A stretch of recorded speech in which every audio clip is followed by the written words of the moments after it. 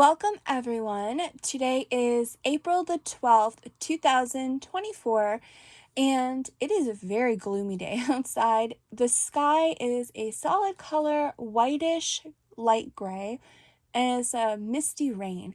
So it's a perfect time to come into my workroom and get some seeds started. So the other day I checked my mailbox and I got some mail, and that was exciting because who doesn't love mail? And I wanted to share that with you. So I got my seeds to take part in the Survival Seeds collaboration for 2024 from the Vineyard Chicks, and I put them aside so that I could start them at the same time I start the herb section. This here is the little brochure that they made. It's so cute and so well done. I love it. And so this here is just showing you, if you're not already familiar, the information for the collaboration. So I received my seeds for the vegetables, and I just now received my herb seeds for the part 2. So if you are a content creator and you are interested in joining the collaboration, you can click on the link to the video in the description of my video, and that will take you to the informational videos on what the collaboration is and how you can join. If you are a viewer and you're interested in watching and seeing how many other channels are growing the exact same vegetables and or herbs, you can go to the search bar for YouTube, click the search bar, and then add hashtag survival seeds 2024 all in one word, or all like no spaces.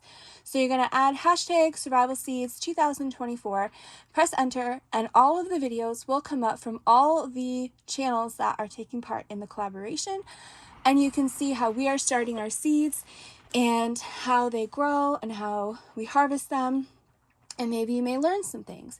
But if you do, please make sure to like and comment so that you are included in the monthly giveaways for this collaboration from now until October. And so I will now show you what I got in the mail. So my herb that I will be growing is feverfew. I'm excited to grow this one because it's beautiful. It's like a little flower. Now, feverfew does look very similar to another herb. Now, some people pronounce it chamomile, some people chamomile. I don't know which is the proper pronunciation. So let me know in the comments how you would pronounce that herb. But this herb does look a lot like it, but they are two separate herbs. And I will be doing videos later on that just have information on each individual thing, like variety, that I'm planting as I am getting them in my garden.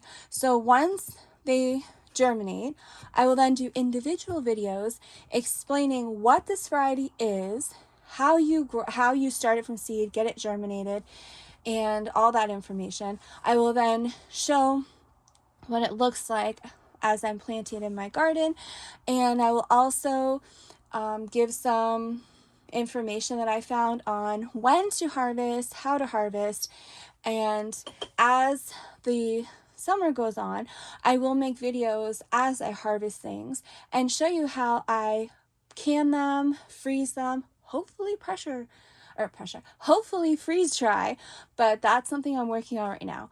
I am going to need a very large amount of subscribers and likes and views to be able to get sponsored for a freeze dryer, but I am hopeful. So I may possibly be showing you how to freeze dry things, but for now it will be mostly canning and freezing. I don't dehydrate, but I'm perfectly happy with canning. So until then, I'm going to show you what I'm going to be doing right now.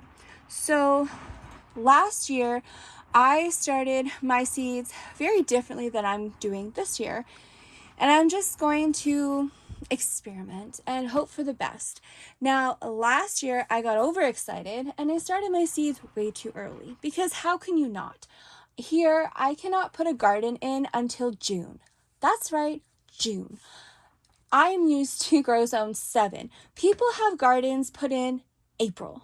So it's very difficult for me to control myself when it comes to starting my seeds. I just can't do it. And I actually started seeds one time in January, and they look beautiful, but if I start them too early, it stunts their growth, and often they die because I never had a garden to put them in. Things just didn't work out each year. But last year, I had amazing success. I don't start in cells or anything like that. I had amazing success with starting my plants, and you can see them in the picture on my homepage.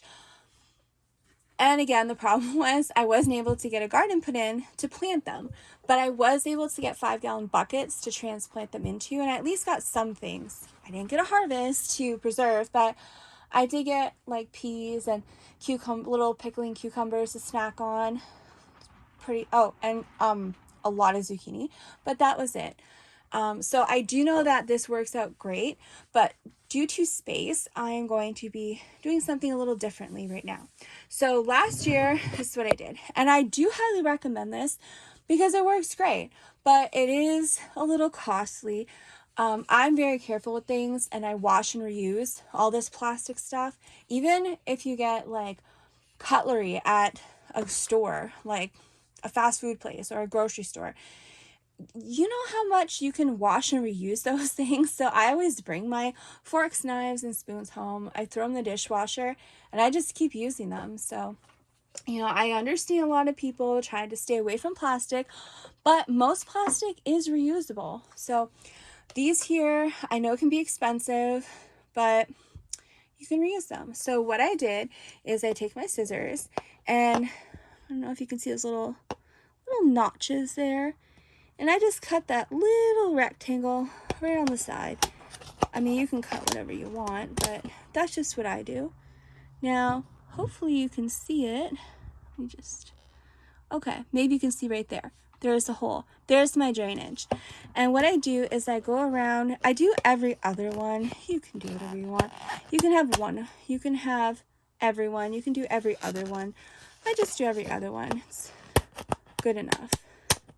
So now you have your drain holes in the clear one. It does not have to be clear. I prefer clear because you can see there. So the clear ones allow you to see your roots. So I initially put my soil in here, and then I'll put my seed in here. Then what I do is I take my colored ones, and I pick out the prettiest colors. So I take a solid one.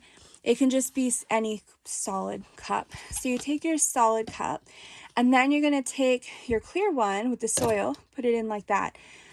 These here are two different brands, and they don't go all the way to the bottom. And I particularly use these because the clear lets you see your roots, but the solid one, it blocks out the light. And that's super important. You don't want your roots exposed to light. So the solid color ones have that purpose, and it's also collecting your water drainage. And it's very important to make sure that you do have a space so that your water can actually drain. Because just because you have a little drain hole does not mean the water is going to have room to drain out. So if this here is flat at the bottom of the cup, how is your water going to drain out? Most people I've seen do that. Like they'll put that in the same kind of cup, but there's nowhere for the water to drain out. So it's really no point because you technically don't have drain holes. The water's not coming out. Now, if you have cups that are all the same, you can take a tiny little rock, and you can put a rock in the bottom of your solid or your clear one that does not have cut holes in it. You can just put a little rock in the bottom and then put your other cup on top. Or if you have a solid color cup like this, but it's the same as this one and this goes flat all the way to the bottom, just put a little rock or anything that's not going to disintegrate in water. Put that in the bottom and then put your cup on top, and that will elevate your cup just enough that you have some drainage, but it's still going to keep the light away from your roots. And then every so often, you can just take your soil out and you can dump your water out and then just put it back in. I love these, and this just, for me, saved a lot of work in the long run. Instead of starting in cells and then having to transplant before and then get it into my garden, because again, I have to wait here until June. So I just found that instead of planting in cells, I just plant in these and they stay there. So I make less work for myself. And then I take them right out on my porch when it's nice out. And I put them in like big, those clear storage bins, and I'll put it outside and then right in the hot sun. And then when the sun goes down, I just lift up the bin, I bring it in the house, and then the next morning when the sun's out, I put it back out. And I would do that until it's safe enough to put in the garden, because we do have a lot of frost here. And then once I plant things in the garden, you can also take your clear storage bins, flip them over, and now you have a greenhouse at night for the time being until it gets warmer at night. There's a lot of options. There's so many different things you can do. So I don't have a problem with using cells. I think they're great and they're a lot of fun. And they may be the most cost-effective option for some people, but these worked out great for me because there's so much room for the roots to expand, and you don't have to transplant them as quickly as most of the cells that you buy, unless you get very large ones there are some that are about this size. So that's what I did last year, and great success. This year, I'm really hoping that by starting my seeds later, that I will be able to get my plants put in the garden very quickly, and I don't have to have them in cups all the time. So once I start my seeds, I actually will put them in these cups. It's just that I'm not going to put the seeds right in the cups. I'm going to germinate them first and then put them in those cups. And one way that I found worked is with the paper towels and the Ziploc bags. But I'm also learning as I go. And I've come across a lot of videos where people will say that some of their seeds didn't germinate or they've had issues and stuff. And there has been times when I've tried to grow stuff and it just didn't grow. And I've learned that there are a lot of vegetables and herbs and flowers that I never knew of that needed to be cold stratified. That I see a lot of people just putting seeds in the ground. So I'm still learning. And so what I'm doing this year is I'm going to put all of my seeds in the paper towel that's sprayed with a little bit of water. You don't want a lot of water. You just want it enough to lightly dampen the paper towel. You don't want it soaking wet or anything like that. So I'm going to put my seeds on there, put it in a Ziploc bag, and put it in the refrigerator for a while. Now, a lot of seeds don't need to be cold stratified, but in most cases, it's not going to hurt. So just to be on the safe side, I'm just doing this for all my seeds. I have tried to look it up online, each individual thing. Does this need to be cold stratified? And often it doesn't say anything about cold stratifying. But then on other sites, it will specifically say that it does need to be cold stratified. So just to be on the safe side, I'm cold stratifying everything. May not be for a very long period of time, but it's better than nothing. So that's what I'm going to do. And once I take my seeds out of the fridge, then I'm going to just leave them out at room temperature until I see them sprouting. So I don't expect them to start sprouting in the fridge. They may, but for the most part, it's just waking them up. And then when I take them out of the fridge after like a few weeks, then they should start to sprout, and I can then pick out the ones as they sprout, and I can transfer them into the cups with some good soil and let them grow from there. So I am going to just quickly show you what I am going to be doing right now. And the very first thing that you want to do is make sure you have a marker. I'm using my Sharpie Extreme Conditions. You can use anything. It's only in the refrigerator, but I purchased these markers because these are the ones that I use outside in my garden. Let me see. Oh, I do have a tag here. I'll show you. So when I did a video, but in case you haven't watched it, when you make your tags, like I use these little cute plastic ones. I get 1,000 of them very cheap on Amazon. You just have to really look for the deals. But these are really cute. If you use a regular permanent marker, what happens is the sun will actually bleach the writing right off of it, and you won't know what you planted or the variety you planted. So I found that the Sharpie Extreme Conditions, well, now it just says Sharpie Fade Resistant, but originally it was Sharpie Extreme Conditions. And I think it says on the original packaging Extreme Conditions.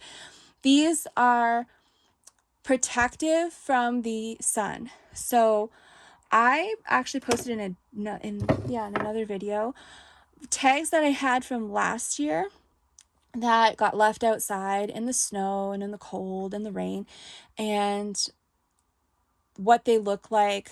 I think it was like last week I posted a video, maybe a week before that, and what they look like. So they're very good in the hot sun, but they also hold up in snow and rain and cold temperatures.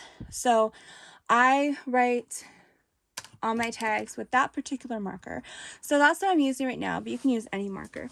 I just wanted to point out that in case there is somebody that did not know, and you can avoid making a mistake that I made because I didn't know. I just thought a permanent marker is a permanent marker. I didn't know. So hopefully that helps you. And so what I'm going to do here, I don't have my spray bottle that I use for water. I don't know where it went, but I have my pressurized water sprayer thing. So I'm just going to put it.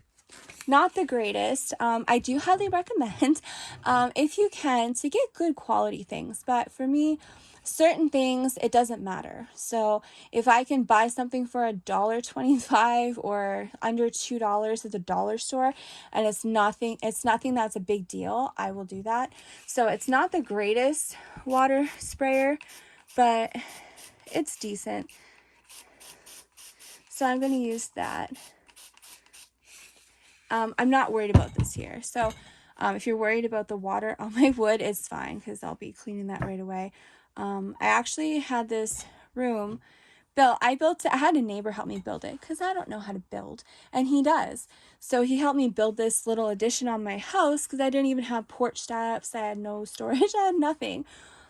And yeah, he didn't do the roof properly. So after it got finished, right away, it flooded, but you don't know it floods until there's so much water that it breaks through the plastic on the outside of the insulation, and then you notice your ceiling sagging. And so I got water all over, like in the walls, everything. And this whole thing has to be redone, and this actually has to be fully sanded down, and then I have to paint it. So yes, if you're cringing because my counter is wet, it's okay. It has to be sanded and painted, but I always wipe everything down, make sure it's good and dry before I finish. So yes, I cringe too when I see people do stuff like that. And so what I'm going to do is I'm going to start with my feverfew. I may be doing this wrong. I probably am. I don't know. So if I'm doing it wrong, let me know in the comments so I cannot make this mistake. I'm going to try and only use half, so if I do make a mistake, then I have more that I can fix my mistake. And if you want more information on the herbal part of the Survival Seeds 2024, I will put the link in the description below for that video, as well as the video that's more specifically for the vegetables. And I highly recommend you check out these two channels. So check out Bushcraft Family and the Vineyard Chicks, and you can learn a lot of good information. And also check out Lazy Days Ahead with Jesse and Lisa. I will put their link to their channel in my description as well. I think you'll love all three of them. I know I do.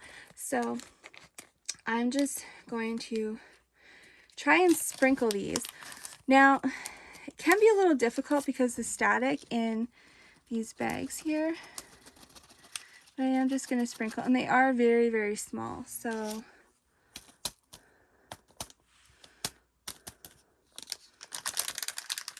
okay, so I do have some, okay, a little more over here. I can see some of them, so that's good. So I still have some in case I make a mistake and they all die. So it's good to, you know, be very careful. And I'm going to put this over here just lightly, and then I'll spray this a little bit here. Just enough, not too much. Now, normally I will actually just put seeds on half, and then I will fold it, and I will use the small bags because they're cheaper and you just get a lot more for your money. But if there are seeds that are very, very, very tiny and I can't specifically place them in one spot, then I just do the best of what I have. So I am going to use a bag here that is a little bit bigger. So this is sandwich bags, and I can fit the whole thing in here.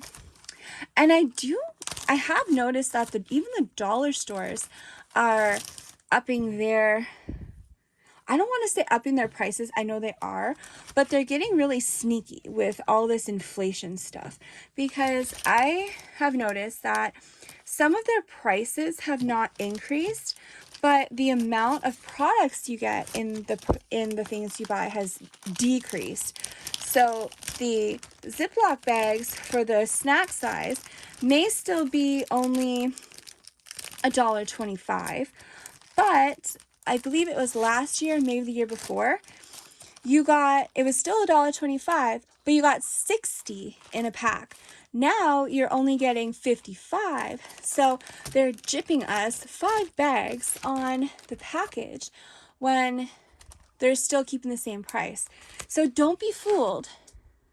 So absolutely do not be fooled if you see, oh, it's still the same price, because you may not have the same quantity. So these prices are going up everywhere. You gotta be really, really careful. So that's what I'm doing here.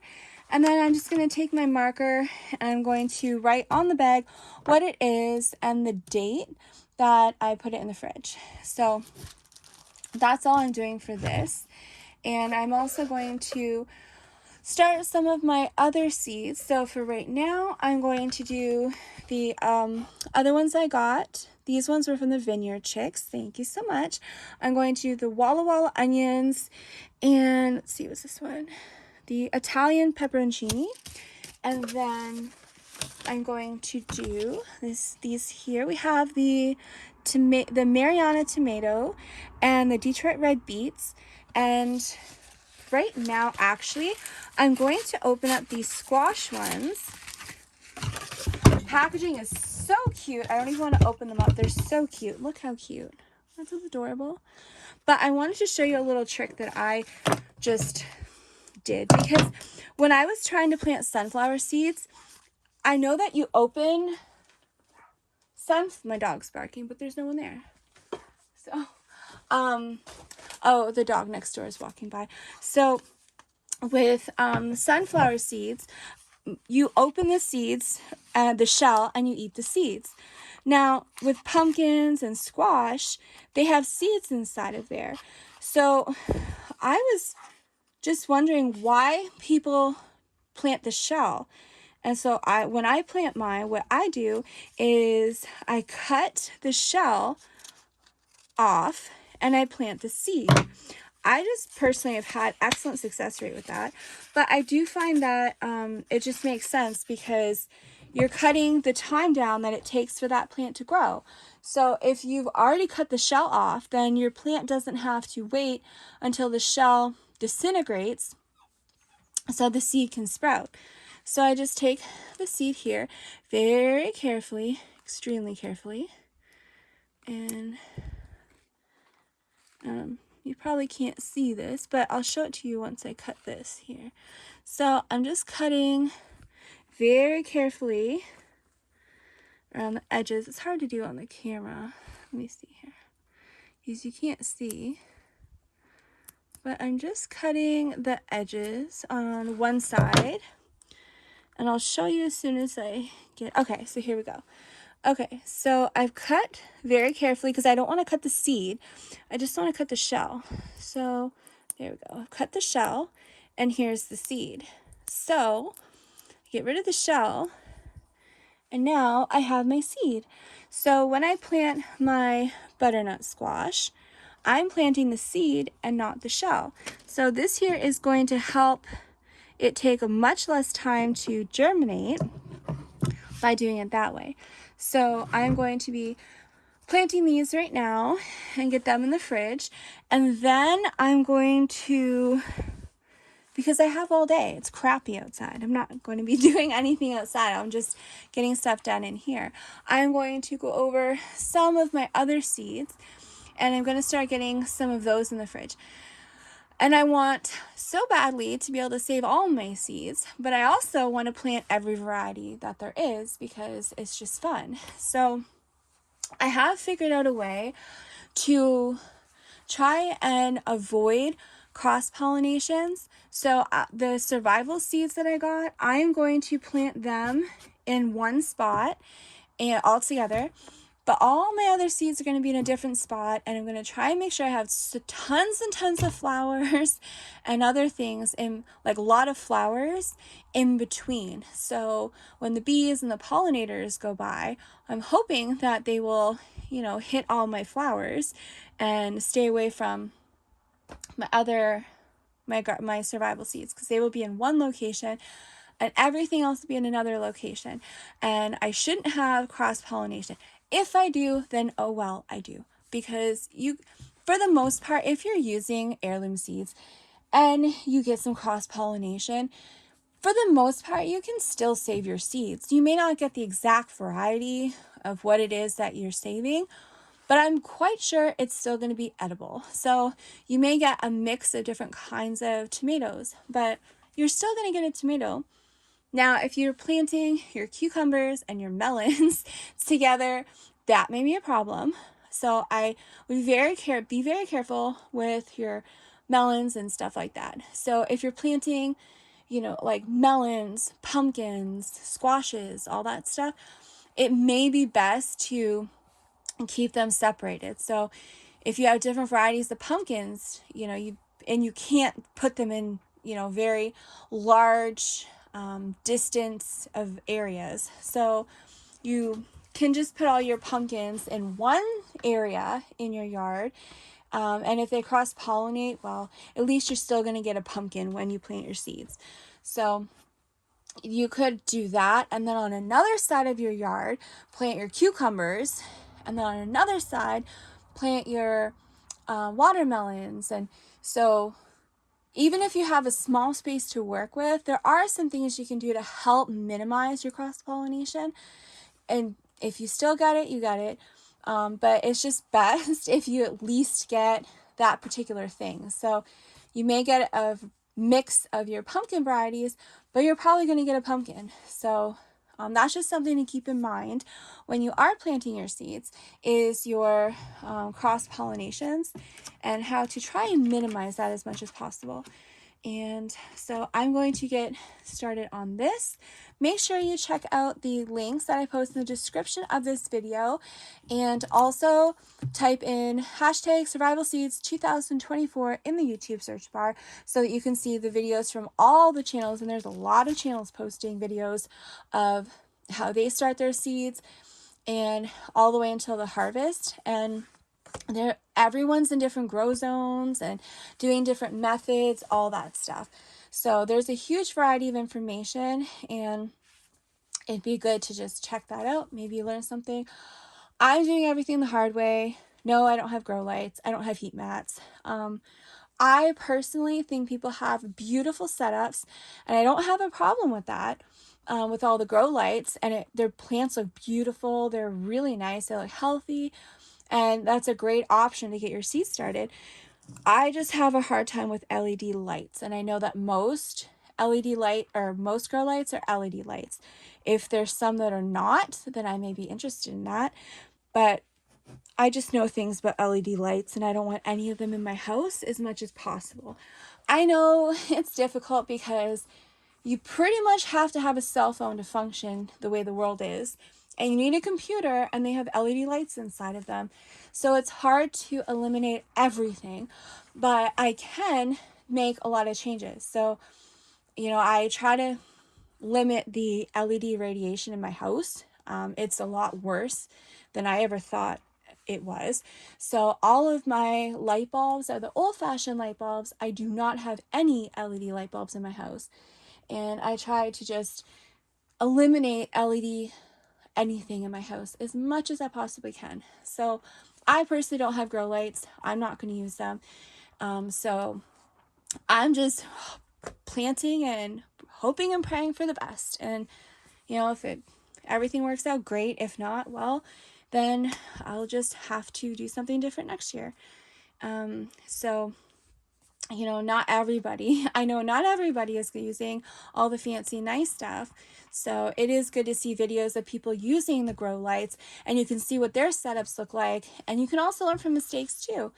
Some people don't know that when you're using grow lights, you have to put the grow lights very close to your seed trays or whatever you're using. Because if your lights are too high up, you're going to get leggy and stringy looking plants.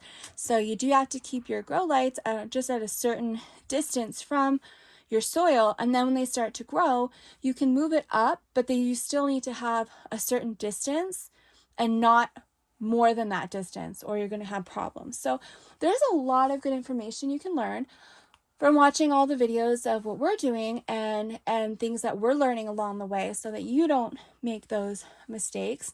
Some people are using heat mats. I would love that, but my house is over 100 years old and has original hydro wires. They have original electricity in this house.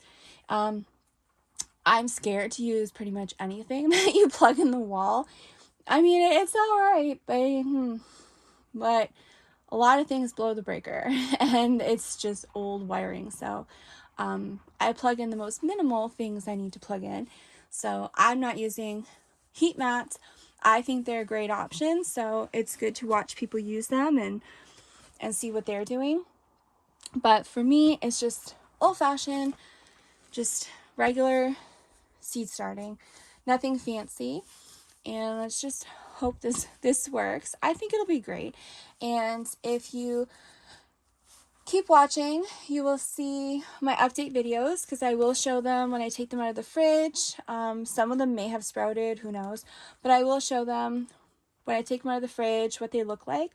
And then I will also leave them out at room temperature, and every week I will check on them and see which ones germinated. And then you can see if my method is working, if it's not, and you can maybe compare it to another method.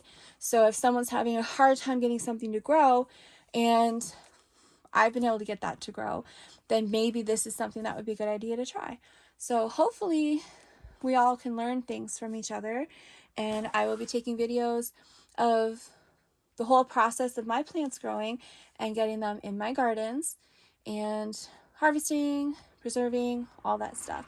So if you would like to follow me along on my journey, and it's a big journey because I don't even have gardens ready outside. I have to build them, and that takes wood, and I don't have money for wood.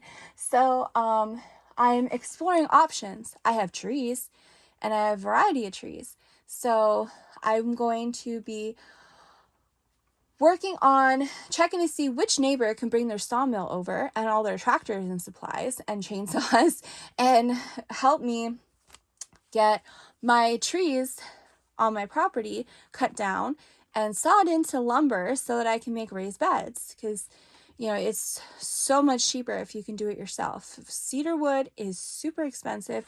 Good gracious, it took me 3 years to build one big raised bed that's also a privacy fence.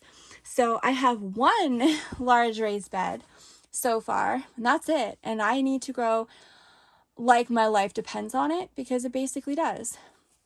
So I will be taking everyone along on my journey of figuring out how I can make raised beds using what I have and at the least cost. So I'm assuming it'll be a lot cheaper to pay someone to come and make lumber out of my trees. Yes, I know you're supposed to let it dry out for like a year, but sometimes you don't have that option. So I'm just do the best I can with what I have. And I will be taking you on my journey so you can learn with me what trees are good to use, what trees are not good to use. I don't have pine on my property, at least that I know of or that I can see, but I have white birch loaded, severely loaded with huge white birch trees. So I have tons of those. I have lots of spruces.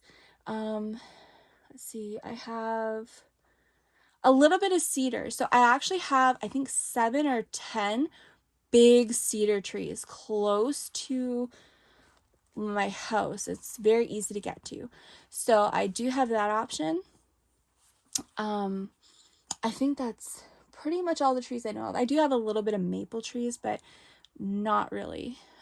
Pretty much most trees that were good have already been taken down because the person that owned this house before he passed away of old age actually ran a sawmill and he harvested pretty much almost all the trees on this property back in the day. So the trees that I have are pretty much what has grown back in the last 80 years, and maybe some that they didn't cut down that they were saving and they just didn't use.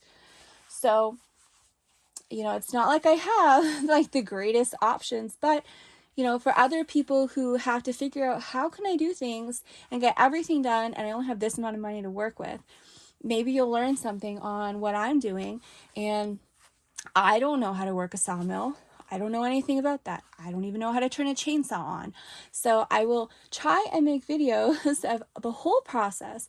And so for people who have never used a chainsaw or don't know anything about them, then you might learn something from that as well, because I will be showing, okay, this is how we're starting the chainsaw. This is what you do before you turn the chainsaw on. This are some tips and tricks of what you need to do. And here's a sawmill in my yard. And this is some good information, just the basics. And then showing people how we work it and how we're doing things and how they're cutting trees down and how they're pulling them out of my forest. So I'm excited to share my process with you. And hopefully maybe you'll learn something from that, if not from the actual gardening and planting. But I do have a lot of videos that will be coming up all throughout the summer. I'm also getting cow and chicken manure from the farmer to put in the raised beds. So that will be interesting to see if that's going to make a difference in my growing. So I have those videos coming, and flowers. This is the first year that I get to plant flowers in my property. I've wanted to do that for 3 years and make it look all nice and pretty. So I have flowers that will be planted for pollinators, but I'm also going to be experimenting with nice, pretty flowers, but perennials only. I only want to spend money on things that I only have to spend money on once, and they will come back every year. So I will be planting some peonies and other things that I'm able to get, like bare roots at the store for a cheap price. And another thing that I'm excited to share with you is my air grafting. I did post a video yesterday showing how I air graft, just the basics, because I wasn't actually ready to do it and we still have snow. I just wanted to show people how I do it so you at least know. And I'm going to be making some more videos showing people how I actually do it when I'm ready to do that. And you'll see all the aluminum foil balls on the branches of my trees where I have all my air grafts that blocks the light so the roots don't dry out. But I will be showing everyone how I air graft as many trees as I can possibly find here that are fruit trees, so that I don't have to graft onto another tree. That is just not something I'm going to do. And I'm hoping to sell this house in the fall. I'll get it up for sale, maybe September, October. And I'm just praying and trusting God to find the person who needs this house that'll be good for them, because it is a good house. It's just not good for me because it doesn't have a basement. But technically you could turn part of the crawl space into a basement.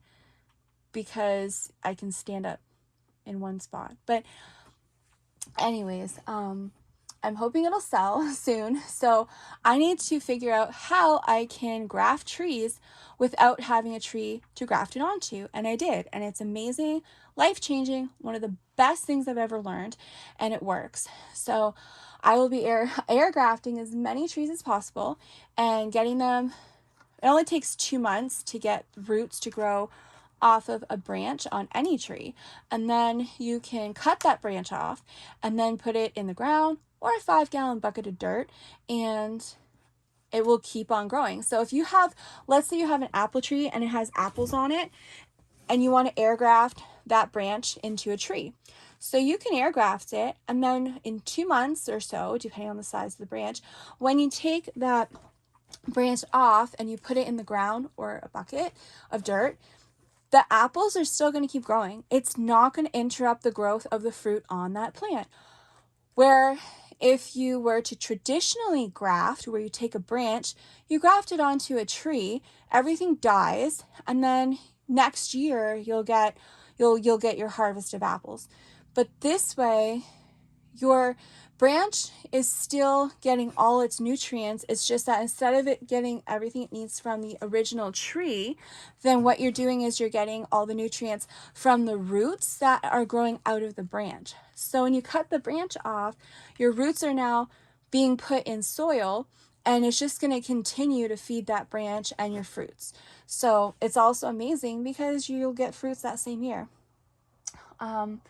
So I will be taking everyone along with me as I air graft as much as I possibly can so that it's easily to move, because I am bringing every single fruit tree that I graft, every single fruit plant that I've bought with me. I'm not leaving any of it here. So all of the blueberries and the strawberries, everything, it's in 5-gallon buckets. Everything. It's in my greenhouse over the winter. So those are some really good ideas for people who are planning on moving or just are limited on space. Maybe you have a rental and you don't want to plant trees at your rental property and then have to dig them up later. Well, you can air graft any tree. You can put it in a 5-gallon bucket and it's going to do well for quite some time.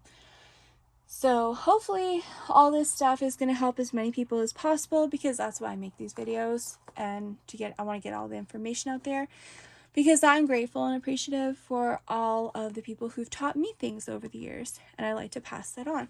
So hopefully this video is helpful, and I'm going to label my seeds.